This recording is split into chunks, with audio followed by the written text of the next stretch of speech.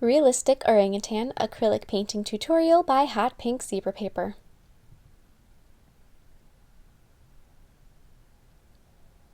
So I have the painting already sketched on my canvas, so I'm just going to go through and paint the background with a coat of a really dark green paint. And so I'm just going to go over the whole thing, and this dark green didn't cover perfectly in the first coat, you don't really see that in the video, but once I add the second coat and start figuring out the background, which I'm doing now, so I just took, and I'm going to be adding another layer of the dark green and then blending in some bright green just to create sort of a out of focus, foresty, not really noticeable background. Didn't really want that to be the focus. So then I'm going to be painting over my orangutan with a layer of a charcoal colored paint. Everything but his eyes is getting a coat of this. So I'm just leaving his eyes. You could also just do it section by section if you want to make sure that your sketch is still where it is and you want to know where that was. I wasn't too worried about it, and I figured I could refigure that out, so I just painted over it. So now I'm going to be adding a second coat of the charcoal color, and while that is still wet, so this I am going by section, I'm going to be blending in a lighter shade of gray everywhere for his highlights, and then I'm going to be blending in black for anywhere it needs to be a shadow. So on his face, most of it is going to get a highlight except for just around his eye sockets, and then also just a little bit like around his nose area. But for the most part, he's going to be highlighted. And this painting is for my nephew, who is, let's see, how old is he? He's 9. I have quite a few of them, so it's hard to keep track of how old everyone is. He's 9, and he loves monkeys. He likes monkeys, Snoopy, and Minions. Those are his 3 big things that he likes. And apparently, for his birthday, which was in August, he assumed I was painting him a Snoopy, and when I didn't, he was highly disappointed in me. So then for Christmas, he said that he told his mom, my sister, that he wanted his aunt to paint him a monkey. And so I asked him if he had an aunt that painted, and he gave me a really dirty look. So this is for him, and this was given to him for Christmas. Yeah, he's a funny little critter. So most of my nephews don't really ask me to paint for them or do anything, but this guy, he really likes to get art from me. This was for my sister more than for him, but I made him a giant Snoopy cutout that was going to go and decorate her office for Christmas, but I'm pretty sure that my nephew is getting him now after Christmas is over. So then after I have all that background finished up, I'm going to be adding all of the little details and wrinkles to the orangutan's skin. And so I started around his eyes, and then I'm going to sketch out his nostrils and highlight those. And so I'm using diluted gray paint, so it's the same gray that I used when I blended it into the charcoal before. And so I just diluted it a little tiny bit. Generally speaking, you don't want to dilute your acrylic paint more than 50%. That can really affect the stability of it, and it doesn't make it last as long. Eventually it'll start flaking off. Acrylic paint is a polymer-based paint, and so the polymers interlock, and the more water you add in there, the farther apart they get, and it really weakens the paint and makes it so it doesn't last as long.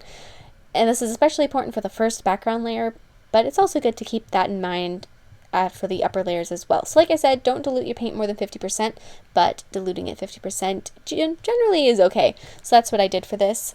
And so I'm just going to be adding all of his wrinkles, and really pay attention to the direction that the wrinkles go. And so you want to add like around the folds of his face on the outside, you want to make sure they kind of like curl around, because it's like a thick area there. And then around his eyelids, just follow the planes of his face as you're doing this.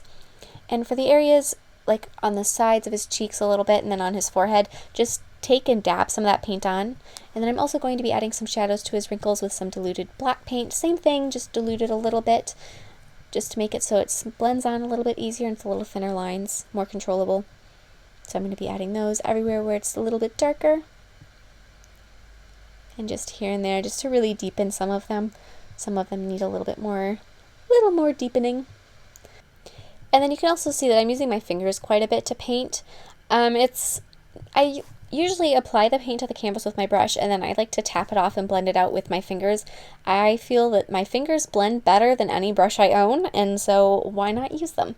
So now I'm going to be painting his eyes, and I started out with a layer of a sort of a burnt orange color, and then I darkened it with some black and brown, and then I added a little bit of green just to highlight, and then I also highlighted it with some white in the corner. Same thing for the other eye, first with that burnt orange, add some white in the corner, black in the other side, and a little bit of brown and a little bit of green just to brighten them. And then I'm going to be highlighting around the eyes with just a touch of white, just like that, and then adding his eyelashes with a brighter shade of orange, not like a fruit orange or a neon orange. It's sort of a natural color orange. I'm trying to think of what is that color. I don't know, it's just like a pumpkin orange. There you go. And that is the same color that I'm going to be using now to be adding his little mustache.